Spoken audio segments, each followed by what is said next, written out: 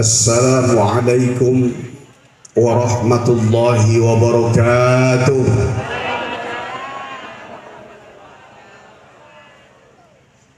Yang jawab salam masuk surga,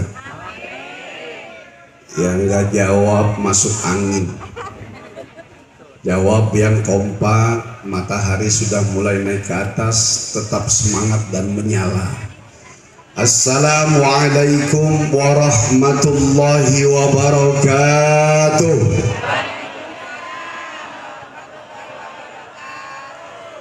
Amin. Alhamdulillah, wassalatu wassalamu ala rasulillah. Man yahdihillah fala mudhillalah, wa man yudlilhu fala hadiyalah. Asyhadu an la ilaha illallah wahdahu la syarikalah, wa asyhadu anna Muhammadan abduhu wa rasuluhu alladzi la nabiyya ba'dah. Allahumma salli wa sallim wa azim ala hadzal nabiyil karim sayyidina wa maulana Muhammadin wa ala alihi wa sahbihi ajma'in, amma ba'd. Qala Allah ta'ala fi kitabihil karim wa huwa asdaqul qailin, yarfa'illahu alladhina amanu minkum walladhina utul ilma darajat. Wa qala wa man ahsanu qawlan mimman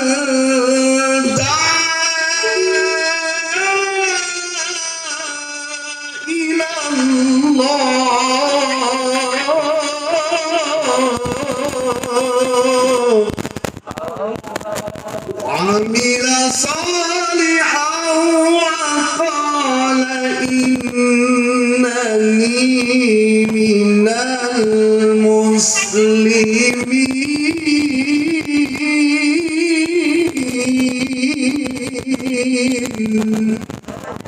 Qalu subhanaka la ilma lana illa ma 'allamtana innaka antal alimul hakim. Semuanya la haula wala quwwata illa billahil aliyil. Hadratal mukarramin wal mukarramat, hadirin hadirat, wabil khusus kepada keluarga besar dan Yayasan Al-Huda Haurgelis, Bapak Haji Heri Herianto. Kita doakan beliau senantiasa panjang umur, amin. Kokoh dakwahnya, amin. Berlimpah rezekinya, amin. Dan terus menjadi lentera buat kita sebagai umat jamaah serta murid-muridnya. Kepala Sekolah SMK NU Haurgelis, Bapak Haji Ikhwanuddin SH, selaku wasilah. Beliau adalah sepupu saya, Bapak Ibu. Jadi lama tak jumpa, sekaligus reunian dipertemukan oleh Allah sehingga kita mampu bertatap wajah, berkait hati, bersambung rasa dalam pelepasan dan wisuda siswa-siswi SMK NU Haurgelis sekaligus pentas seni yang biasa diadakan di setiap lembaga dan yayasan. Kita berdoa kepada Allah, mudah-mudahan anak-anak kita senantiasa dijaga dan dipelihara akidah, tauhid dan iman Islamnya, amin ya rabbal. Orang tua murid, para wali murid, wali santri yang saya hormati, segala puji bagi Allah yang telah memberikan kita karunia nikmat yang tentunya berada dalam kasih sayang Allah. Dalam hidup tidak ada kebetulan, semua yang sampai kepada kita adalah ketetapan Allah. Baik ketetapan yang baik dan buruknya dari takdir dan qada qadarnya, sampai pun karunia nikmat rezeki, nikmat sehat, nikmat hidayah beribadah, serta nikmat diberikan anak-anak yang soleh dan solehah. Ini semuanya adalah bentuk daripada hidayah Allah yang mudah-mudahan kita semua diberikan kesempatan meraih, mendapat sampai datangnya kembali pulang kepada Allah insya. Untuk menyemangati, kalau tadi sudah ada pentas, maka sebelum saya memulai acara seperti ini, bisa formal, non formal, informal, maka satu lagu untuk semua hadirin biar nyambung dan biar selaras dengan acara siang hari ini, maka saya bawakan dulu lagu Hidayah Hilah buat anak-anak kita semua. Lagu ini karangan saya sendiri dan ciptaan sendiri yang sering saya bawa di acara-acara religi kepada Iwan. Mana Iwan? Siap-siap? Boleh Bu? Bu? Assalamualaikum. Masih hidup? Bapak Ibu sekalian, hadirin hadirat yang dirahmati Allah, dalam satu ucapan makalah Imam Syafi'i, wallahi hayatul fata bil ilmi wat tuqa, demi Allah hidupnya pemuda itu dengan ilmu dan takwa. Maka ciri anak muda itu adalah dia giat mencari ilmu, juga dekat dengan Allah. Sebagai pembimbing, para guru, dan memang kita sama-sama punya background. Sarjana S2, S3 saya di pendidikan, jadi guru juga di sekolah. Ternyata Islam itu diajari bagaimana cara kita mengetahui pendidikan dari usia dan umurnya. Boleh saya kasih tahu Bu? Ibu, anak 1 tahun, umur 2 tahun namanya sobiyun. Cara suplai makanannya dengan diberikan oleh ibunya. Umur 3 tahun sampai 5 tahun namanya tiflun. Kalau banyak atfalun, sekolahannya namanya Raudhatul Atfal. Umur 6 tahun, 7 tahun namanya Ghilmun, the golden age, usia keemasan. Anak umur 8 tahun namanya Amrodun, udah mulai tahu mana yang enak mana yang enggak. Umur 9 tahun namanya Mumayyizun, udah mulai tahu mana yang baik mana yang buruk. Umur 10 sampai 15 tahun namanya Baligun, udah mulai tahu mana yang halal mana yang haram. Umur 15 sampai 20 tahun namanya Fata, remaja. Inilah anak-anak kita yang sekarang hari ini akan kita lepas. 20 sampai 40 namanya Rojulun. Rojulun ini fase yang sangat luar biasa. Ada 2 peristiwa besar manusia di usia 20 sampai 40. Umur 25 Allah menyempurnakan akal. Artinya kalau anak manusia di bawah umur 25, insya Allah hafalannya masih bagus. Lewat umur 25, kayak ibu-ibu nih, udah lupa belajar, ingatnya cabai, bawang, sayur, beras, minyak. Betul betul. Umur 40 Allah menyempurnakan hati. Maka anak manusia sebelum 40 masih sering galau. Lama-lama andilau antara dilema dan galau, lama-lama sarjana gelisah galau merana.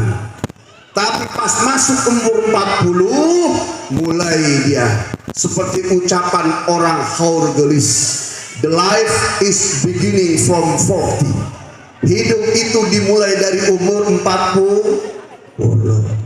Terutama laki-laki, kalau belum 40 masih cukup, tapi lewat 40 mulai kelihatan gagahnya. Jadi laki-laki itu bu, ibu, laki-laki kalau sudah 40 cepet-cepet ibu, lebih cantik, lebih rapi, lebih wangi. Sebab 40 tahun laki-laki makin kelihatan gantengnya. Subhan. Kalau orang haur gelis bilang namanya puber. Puber kalau bahasa kitanya beger, bener. Ngerti beger bu? Yang kata orang jatuh cinta lagi, padahal bukan jatuh cinta lagi, emang udah mulai kelihatan. Beda sama perempuan bu. Perempuan itu melahirkan. Sebelum 40 melahirkan, kata medis, sekali melahirkan urat saraf di perut putus 300 urat saraf. Anak 5 1.500. Anak 10 hitung sendiri. Maka perempuan umur 40 udah mulai turun, betul. Di Arab Saudi. Kalau di Indonesia umur 50 masih salon. Umur 60 masih arisan. Betul. Umur 40 sampai 55 namanya syekhun, orang tua. 55 ke atas namanya syekhul haram, tua renta. Siapa di sini yang sudah tua renta? Nah, kemudian dibagi lagi. Ini saya harus sampaikan karena berkaitan dengan pendidikan. Anak umur setahun sampai 7 tahun, apa kata mama? Umur 7 tahun sampai 12 tahun, apa kata ibu guru? Apa kata ibu guru? 12 tahun sampai 20 tahun, apa kata temen? Umur 20 sampai umur 35, apa kata saya? Umur 35 dan selanjutnya, apa kata Tuhan? Maka ketika kita ngobrol dengan anak kita, ngobrol dengan anak remaja, ngobrol dengan komunitas generasinya, lihat umurnya. Kalau umurnya di 20 tahun, maka dia sedang melihat bagaimana antara transisi teman serta dirinya. Kalau kita tahu nih anak usianya di antara belasan tahun seperti anak-anak yang sekarang wisuda ini, maka caranya untuk menasihati anak, ibu bapak harus dekat juga dengan teman-temannya. Nah, nanti bilang sama si Neng anak saya, tolong kasih masukan begini, supaya anak bisa dengar. Sebab kalau cuma nasihat dari orang tua, bu, sekarang ini zamannya zaman teknologi canggih. Dulu kita tahun 80-an, 90-an, kalau ngirim surat sama pacar, ditungguin seminggu, 2 minggu, asal pos teriak di depan rumah, pos, lari kita ngibrit ke depan. Oh ternyata bukan buat kita. Pos samperin, ternyata dapat suratnya surat cinta. Sebelum dibuka dicium dulu, wangi. Dibawa ke dalam rumah, mau dibaca, di depan ada bapak, masuk ke kamar ada kakak, masuk ke dapur ada ibu, akhirnya baca surat cinta di toilet. Sekarang ting, dari Eropa, ting, dari luar negeri langsung masuk ke handphone kita. Dulu waktu kita kecil mau nakal harus keluar rumah, betul. Sekarang anak di rumah bisa nak, gara-gara apa bu? HP, handphone, gadget. Dulu anak umur SD kelas 6, SMP kelas 2, lama-lama di kamar berduaan sama temennya sesama jenis laki-laki aman. Neng mana si Dullah sama si Amir, no di kamar berjam-jam tenang. Sekarang anak berjam-jam laki-laki berdua Bener apa benar? Betul apa betul? Cek bu di Pacebook. Apa Pacebook? Facebook. Ada nama satu akunnya namanya Queen. Ibu bapak guru boleh cek. Queen ada panjangannya. Di situ dikumpulkan anggotanya anak-anak usia 12 sampai 18, dididik, didekatkan circle-nya dengan gaya homoseks. Naudzubillah min. Naudzubillah min. Maka kita juga jadi pendidik para guru, matanya awas. Oleh karenanya dalam kitab Ta'lim Muta'alim Imam Al-Ghazali, orang tua harus bekerja sama dengan guru-gurunya. Setuju apa setuju? Di sini ada komite, ada fungsi komite. Karena orang tua yang menyerahkan anak harus mengontrol anak-anak lewat gurunya. Maka orang tua pun setelah menyerahkan melihat bahwa guru adalah orang tua yang kesian kali. Ini pesan buat anak-anakku. Halo, bro. Halo, assalamualaikum. Assalamualaikum. Kalian yang mau selesai sekolah, tidak cukup hanya ranking di kelas. Pelajari ilmu kemasyarakatan. Apalagi orang NU. Saya mengalami dulu di pesantren ada nilai jayyid jiddan, jayyid mumtaz. Tapi karena sebab tidak menyiapkan ilmu kemasyarakatan, ternyata justru yang dipakai adalah anak yang dia punya bekal ilmu kemasyarakatan. Apa diantaranya? Mimpin tahlil, MC. MC kita mana MC? Mana MC ini? Saya dengerin dari ruang ini MC dangdut ini. Ya, luar biasa. Betul betul. Iya, kalau di Jakarta, baik, salamnya aja beda. Kan salam itu ada ilmunya ya. Ya. Kalau Ustaz kan Assalamualaikum warahmatullahi wabarakatuh. Ada salamnya anak muda. Salamnya hilang, waalaikumnya dong. Waalaikum. Ada salamnya ibu-ibu. Assalamualaikum. Assalamualaikum. Itu siapa yang ngajarin kumnya panjang? Ada lagi yang salamnya datar. Assalamualaikum warahmatullahi wabarakatuh. Kami panitia pembangunan Masjid Al-Muhajirin. Nah, itu nyari sumbangan di bis-bis. Nah, kalau MC dangdut dikasih hak di depannya. Assalamualaikum warahmatullahi wabarakatuh. Buat bang penyetnya, buat bang gompalnya. Itu orang papanci. Ya bang ya, bang MC. Jadi, salam aja pakai ilmu. Ternyata lulus sekolah bisa tahlil, bisa MC, bisa bilal, bisa adzan, bisa ngimamin, bisa khutbah, bisa mandiin mayit. Lebih dipakai di masyarakat. Tapi jangan lupa dua hal ini jangan pernah jauh. Sebagai praktisi, sebagai akademisi. Bu, Pak, Bapak, Ibu guru sekalian, sekarang di Amerika, di Eropa Barat dan Timur, kegiatan sekolah, high school, perkuliahan dipercepat. S2 itu sudah 1 tahun 2 bulan saja. Ternyata dengan mempercepat high school pendidikan itu, membuat perkembangan ekonomi juga lebih cepat. Maka adik-adik, anak-anakku sekalian yang sekarang lulus, jangan berhenti selesai sekolah dari sini.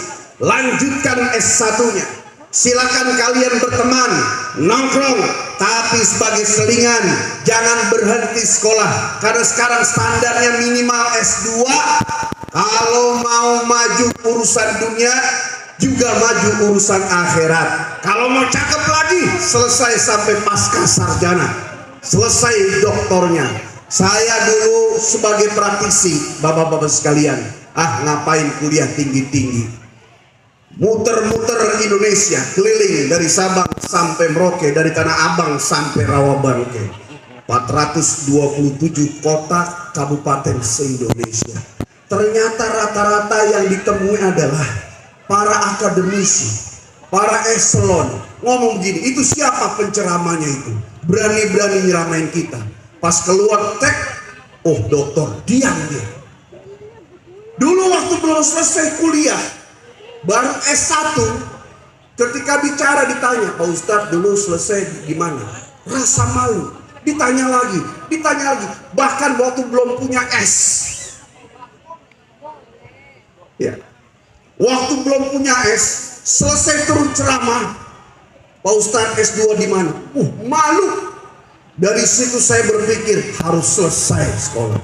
Meskipun yang paling utama adalah kurikulum dalam diri, tetapi di Indonesia ini akademisi sangat maka anak-anakku, bagaimana caranya bisa selesai lanjut S1 insya S2 masuk pasca sarjana, masuk doktor ekonomi, doktor teknologi, doktor IT, doktor hukum, doktor bisnis, manajemen dan sebagainya. Jangan berhenti, karena saya mendengar kabar 2 tahun, 3 tahun lagi depan sampai ke anak harus punya detail depan belakang. Silakan terbang kemana-mana, karena ternyata cara berpikir itu akan berbeda. Kalau ada satu anak kumpul di satu dusun kampung saja, pasti dia akan berbeda cara berpikirannya orang yang sering keluar kampung, keluar dusun. Orang yang sering keluar kampung, keluar dusun, ketemu dengan orang yang sering muter sekitar kota, akan berbeda lagi cara berpikirnya orang yang sering keluar kota. Orang yang sering keliling Indonesia, berbeda lagi cara berpikirnya dengan orang yang sering keluar negerinya. Bukan bicara tentang produk luar negerinya, tapi kata Imam Syafi'i, rezekinya orang timur di barat, rezekinya orang barat di timur, rezekinya ilmunya orang timur di barat, ilmunya orang barat di timur. Safir tajid iwadot amman tufarikuhu, bergeraklah kau mencari ilmu sampai kemanapun kau akan mendapatkan ganti atas apa yang telah kalian tinggalkan, kata beliau. Maka kita berharap dari SMK NU Haur Gelisli, insya Allah ke depan ada yang jadi Menteri Agama, amin. Ada yang jadi Bupati, amin. Ada yang jadi Gubernur, ada yang jadi Kiai NU, amin. Ya Rabbal, yang tetap dengan ciri khasnya NU, tawasud, moderat, mampu mengimbangi. Kalau dalam kitab usul fikih disebutkan al-hifdzu bil qadim salih wal aqdu bil jadidil aslah. Apa itu? Menjaga sesuatu yang baik yang telah lampau dan mengambil sesuatu yang lebih baik dengan sesuatu yang baru. Itulah contoh NU yang moderat. Tidak berkiblat kepada Timur Tengah secara mutlak, tetapi juga tidak radikal. Karena Indonesia ini unik. Dulu sebelum menjadi satu bangsa, terdiri dari 800 lebih negeri-negeri kecil kerajaan. Kemudian terdiri dari 705 bahasa, 718 suku, menjadi satu bangsa Indo, tanah air Indo, bahasa Indo. Alhamdulillah, sebelum Islam datang sudah tertata Bhinneka Tunggal Ika. Masuk agama Islam, Islam bukan menghapus adat istiadat. Islam justru menjaga adat istiadat, menjaga tradisional, menjaga kebiasaan, tentunya kebiasaan yang sesuai dengan Al-Quran dan Sunnah Rasulullah Sallallahu Alaihi Wasallam. Nah, kelemahan kita apa? Kelemahannya satu, karena merasa banyak sehingga santai-santai saja. Kullu makathura rahusa wa kullu maqalla golla. Setiap yang banyak menjadi murah, setiap yang sedikit menjadi mahal. Maka menjadilah kader-kader NU yang sedikit tetapi mahal. Dan kader yang mahal adalah bukan yang seperti sekarang terjadi. Anak muda kerjanya nongkrong, anak muda kerjanya ngetrek balapan, anak muda kerjanya terus begadang. Sementara yang diminta adalah orang-orang yang punya kapabilitas dan kredibilitas yang mumpuni. Guru saya pernah berpesan, wahai anak-anak sekalian, Menualah kau di waktu muda, maka kau akan muda di waktu tua. Ibu, saya kecil di kota Cirebon. Waktu kecil nggak pernah tuh namanya nongkrong-nongkrong, karena orang tua luar biasa, punya senjata kayu kecil buat mukul. Selesai sekolah di Madrasah Sanawiyah Cirebon 1, balik rumah naik sepeda 5 kilo 6 kilometer, mandi, sholat, makan, setengah 2 sudah berangkat lagi ngaji ke guru ini, Kiai Haji Sam'ani, ngaji ke Kiai Haji Mufti Makmun Mukti, yang kalau Bapak Ibu wilayah 3 Cirebon, wilayah 3 Cirebon tuh Kota Made Cirebon, Kabupaten Cirebon, Kabupaten Indramayu, Kabupaten Kuningan, Kabupaten Majalengka. Ini suara azannya selalu terdengar setiap maghrib. Pernah dengar? Pernah. Yang suaranya tinggi belak itu guru saya. Ada lagi Kiai Haji Usman Haji Jatim, Ustadz Mujian, Ustadz Haji Komar Salim Ibrahim. Ini guru-guru saya waktu saya kecil. Nggak ada sempet main. Sore setengah 5 sampai rumah mandi, maghrib siap-siap ngaji. Selesai maghrib, isya beres, langsung ngaji lagi tiap hari.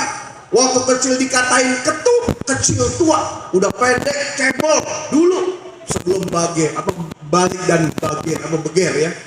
Kemudian malam mulai siap pagi berangkat lagi, terus nggak tahu mau jadi apa. Setelah pindah ke Jakarta, Allah tuntun kepada dunia dakwah. Tito dari guru diri saya sampai kepada semua anak-anakku sekalian. Kalau kalian mau jadi orang hebat, maka wa maladzatu illa ba'da ta'bi. Tidaklah kenikmatan itu didapat kecuali setelah bersusah payah. Semakin payah, semakin banyak nikmatnya, insya. Terutama pegangan pedoman utama adalah Al-Qur.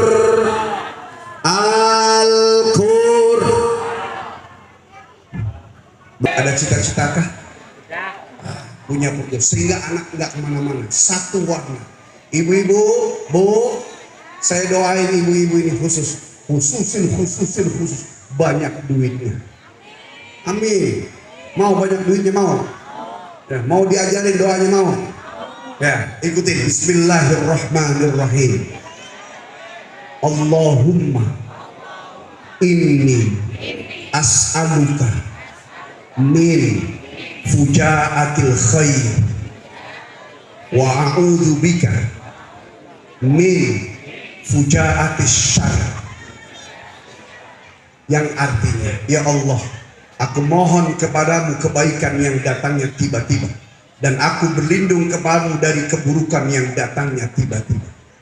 Ini doa dari dulu sering saya amalin, ya, sehingga ada kebaikan datang tiba-tiba. Ibu senang nggak kalau lagi duduk, ibu, jeng, mbak, ce, teteh, neng, nom, uangnya saya transfer ya. Mau nggak begitu, bu? Bu, pertanyaannya punya rekening tidak? Dan kita berlindung dari keburukan datang tiba-tiba. Lagi enak-enak di warung, ditelepon sama saudara, ya Allah teh, cus, anakmu tabrakan. Deg-degan nggak? Sedih tidak? Ngeri tidak? Khawatir tidak? Paur tidak? Doanya tadi. Ayo bareng-bareng. Allahumma inni as'aluka min fujaatil khair wa a'udzu bika min fujaatis syarr. Nanti saya kirim tulisannya sama Bapak Kepala Sekolah. Ibu bapak amalin, siap? Siap, insya. Kalau mau bagus lagi, setiap habis subuh bacanya alam taro, habis maghrib bacanya alam nasr. Insya Allah ditambah dengan ibu waqiah segala macam, tenang hidup. Karena yang paling utama hidup adalah Nabi ketika diembargo, ditutup, diserang oleh Yahudi, maka Nabi bersama para sahabat bertanya, mata nasrullah, kapan pertolonganmu ya Allah? maka turun pertolongan Allah. Apa pertolongannya? Kemenangan Islam. Sekarang di Indonesia Islam sudah menang. Kenapa saya bilang Islam sudah menang? Syahadat diatur negara, sholat waktunya diatur negara, betul. Puasa waktu dan regulasinya diatur negara. Zakat juga diatur negara. Apalagi umroh haji sangat diatur oleh negara. Maka ketika kita bertanya, mata nasrullah, kapan pertolonganmu ya Allah? Bukan hanya kemenangan. Pertolongan Allah saat ini, zaman ini adalah ketenangan. Lagi punya duit, tenang, betul. Lagi nggak punya duit, tetap tenang. Lagi menjabat, tetap tenang. Lagi jadi rakyat juga tetap tenang. Maka kemenangan kita sebagai muslim yang mukmin adalah tenang. Meskipun makannya singkong saja, sama minumnya teh tawar, di kantong ada duit 50 juta. Tenang aja hidup ini. Betul, Bu. Bagaimana caranya mendidik? Jangan lupa, ibu adalah sekolah nomor 1. Al-ummu madrasatul ula. Bagaimana anak tergantung ibunya solehah, anaknya sol. Ibunya alim, anaknya ibunya bawel, anaknya. Ya Bu ya, ya Bu ya, Bu. Maka yang harus lebih solehah, banyak ibadah ibu-ibu. Bapak keluar cari duit, pergi pagi pulang petang, pergi petang pulang pagi, pergi pagi pulang pagi, pergi petang pulang petang. Ada yang pergi nggak pulang-pulang. Bang Boy. Tapi kesolehannya ada di ibu. Bahkan dalam kitab disebutkan satu wanita solehah lebih baik daripada 70 laki-laki soleh. Masya Allah. Iya. Makanya bapak-bapak guru pengen nyari lagi yang soleh. Baik, satu hadiah, satu lagu Bidadari Surga buat ibu-ibu. Ayat, sesungguhnya di tangan pemudalah urusan umat, dan di kakinya dan tegak dan kokohnya bangsa. Sampai disebutkan bahwa pemuda adalah yang nanti memimpin bangsa Indonesia ke depan. Kita berharap bangsa ini akan lebih baik, khususnya sukses. Warga NU bisa memberi warna kepada agama. Tidak hanya cukup kental dengan kurikulum NU edukasinya, yang tasamuh, yang tawasud, yang i'tidal, yang juga masuk kepada tawazun, tetapi maju ekonominya. Sebab ekonomi yang baik insya Allah akan mengokohkan iman. Kita lihat Rasulullah sukses berdakwah selama 22 tahun 2 bulan 22 hari karena Siti Khadijah. Para sahabat Khulafaur Rasyidin, mereka adalah ekonomi yang handal. Kemudian Wali Songo, semuanya para sultan. Lihat, agama ini datang bukan dibawa oleh air. Agama yang datang bukan ditiup oleh angin, tapi dibawa dengan air mata, darah, jiwa, raga, dan ekonomi yang baik. Maka kita hindari kadal fakru ayyakuna kufur. Terkadang kefakiran membuat kita menjadi kufur nikmat, kufur iman, kufur akidah. Maka yang harus dikejar tidak hanya kental dengan ilmu agama, mudah-mudahan kita memiliki ekonomi yang baik untuk kemajuan agama dan bangsa. Itu saja, saya tidak tutup dengan doa. Ada bagian doa sendiri. Walaupun minkum ihdinas siratal mustaqim. Assalamualaikum warahmatullahi wabarakatuh.